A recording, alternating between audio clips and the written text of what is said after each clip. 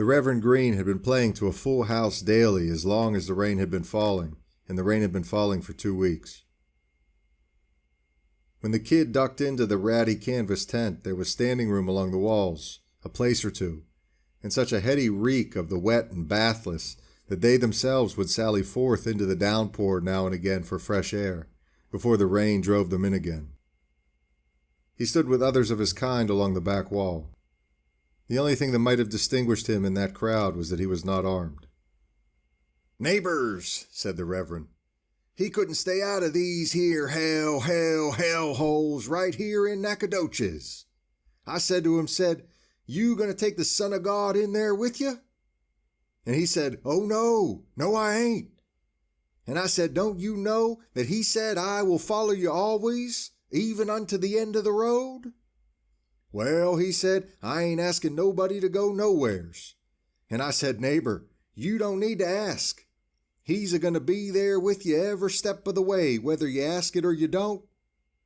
I said, neighbor, you can't get shed of him. Now, are you going to drag him, into that hellhole yonder? You ever see such a place for rain? The kid had been watching the Reverend. He turned to the man who spoke. He wore long mustaches after the fashion of teamsters, and he wore a wide-brim hat with a low, round crown. He was slightly wall-eyed, and he was watching the kid earnestly, as if he'd know his opinion about the rain. I just got here, said the kid. Well, it beats all I ever seen. The kid nodded. An enormous man dressed in an oilcloth slicker had entered the tent and removed his hat. He was bald as a stone, and he had no trace of beard, and he had no brows to his eyes, nor lashes to them. He was close on to 7 feet in height, and he stood smoking a cigar, even in this nomadic house of God, and he seemed to have removed his hat only to chase the rain from it, for now he put it back on again. The Reverend had stopped his sermon altogether. There was no sound in the tent. All watched the man. He adjusted the hat, then pushed his way forward as far as the crate-board pulpit where the Reverend stood, and there he turned to address the Reverend's congregation. His face was serene and strangely childlike. His hands were small. He held them out. Ladies and gentlemen, I feel it my duty to inform you that the man holding this revival is an impostor. He holds no papers of divinity from any institution recognized or improvised. He is altogether devoid of the least qualification to the office he has usurped, and is only committed to memory a few passages from the good book for the purposes of lending to his fraudulent sermons some faint flavor of the piety he despises. In truth, the gentleman standing before you posing as a minister of the Lord is not only totally illiterate, but is also wanted by the law in the states of Tennessee, Kentucky, Mississippi, and Arkansas. Oh God, cried the Reverend. Lies! Lies! He began reading feverishly from his open Bible. On a variety of charges, the most recent of which involved a girl of 11 years, I said 11, who had come to him in trust, and whom he was surprised in the act of violating, while actually clothed in the livery of his God. A moan swept through the crowd. A lady sank to her knees. This is him, cried the Reverend, sobbing. This is him, the devil! Here he stands! Let's hang the turd, called an ugly thug from the gallery to the rear.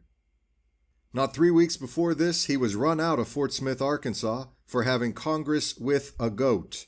Yes, lady, that is what I said. Goat. Why, damn my eyes if I won't shoot the son of a bitch, said a man rising at the far side of the tent, and drawing a pistol from his boot, he leveled it and fired. The young teamster instantly produced a knife from his clothing and unseamed the tent and stepped outside into the rain. The kid followed. They ducked low and ran across the mud toward the hotel. Already gunfire was general within the tent, and a dozen exits had been hacked through the canvas walls, and people were pouring out. Women screaming, folk stumbling, folk trampled underfoot in the mud.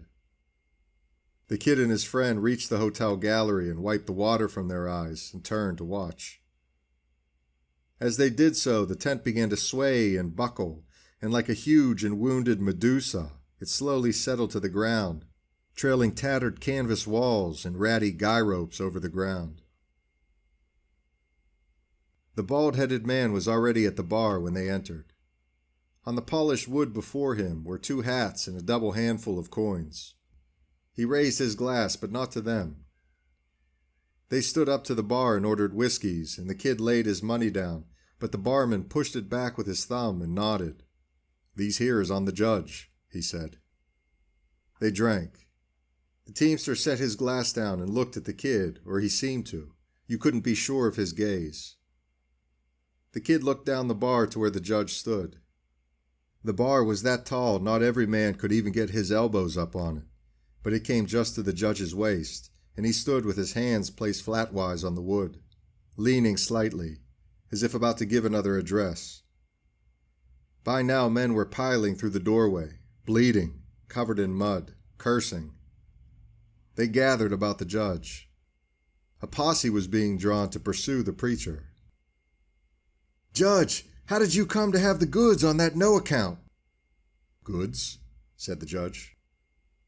"When was you in Fort Smith?" "Fort Smith?" "Where did you know him to know all that stuff on him?" "You mean the Reverend Green?"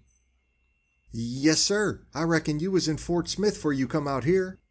"I was never in Fort Smith in my life. Doubt that he was." They looked from one to the other. Well, where was it you run up on him?" "I never laid eyes on the man before today. Never even heard of him." He raised his glass and drank. There was a strange silence in the room. The men looked like mud effigies. Finally, someone began to laugh, then another. Soon they were all laughing together. Someone bought the judge a drink.